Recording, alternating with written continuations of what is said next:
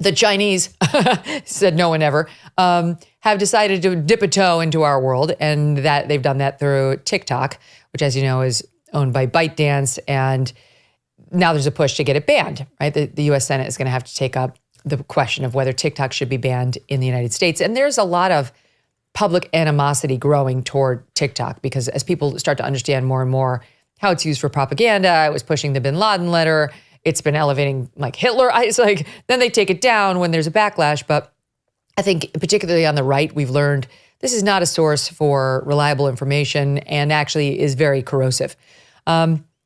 They're fighting back with their own ad campaign. And much like the Biden White House for some time went to these moronic influencers to try to get them to go on the social media apps and be like, oh, Biden's crushing it. That didn't work. Now, so too is ByteDance turning to, I guess, TikTokers, influencers who it thinks will shore up its reputation amongst those on the right who have been critical of it. And so I'm going to show you two. First, they went to a nun, Sister Monica Claire, and here is that. My name is Sister Monica Claire. Because of TikTok, I've created a community where people can feel safe asking questions about spirituality. I try to provide a really accessible way of them learning about religion and spirituality that's not intimidating. Somebody in the comments said, I have no idea how I got on Nun Talk, but I'm not mad about it. I'm going to teach you how to pray. I'm going to teach you how to meditate, how to connect with a higher power, because we need that. We need strength and comfort. Okay, so this is going to get, I guess, Christians, because you can watch Sister Monica, who's got 200,000 followers on TikTok. Nothing to shake a stick at. And don't forget about, is it truckers? No, it's veterans. Okay, truckers, yes, but also veterans. Here's that one. Can I say something? I didn't know nothing about TikTok. And once I got involved with TikTok, I loved it.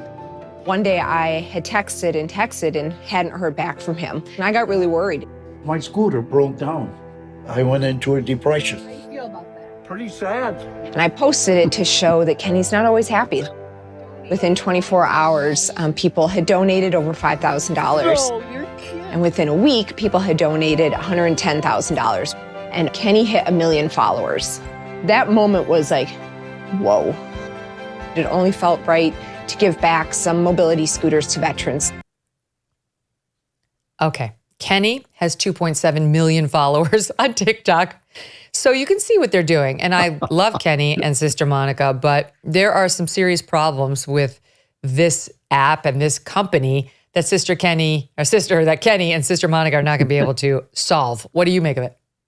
Well, I couldn't help thinking, Congress has killed Kenny, but it's like they're threatening you that you're going to kill this poor old guy if you get rid of TikTok. I want to just clarify one thing you said. You said that Congress is trying to ban TikTok, but what as I understand it, what they're trying to do is get TikTok to break from their Chinese owners to sell. Yeah, correct. Yeah, correct. And they're trying to force them to do that. And I have absolutely no problem with that. I don't understand why a malignant power who is dedicated to destroying this country should have this incredibly powerful social media tool piping garbage into the minds of the young, which the Wall Street Journal has done ample investigation to show that they in fact are doing that a young person who goes on TikTok is going to be ultimately guided to sexual perversion, pedophilia, all kinds of suicidal ideation. And it works. It really is making people depressed. This is coming from a country, China, which won't even allow a celebrity who is effeminate to appear on TV because they don't want to undermine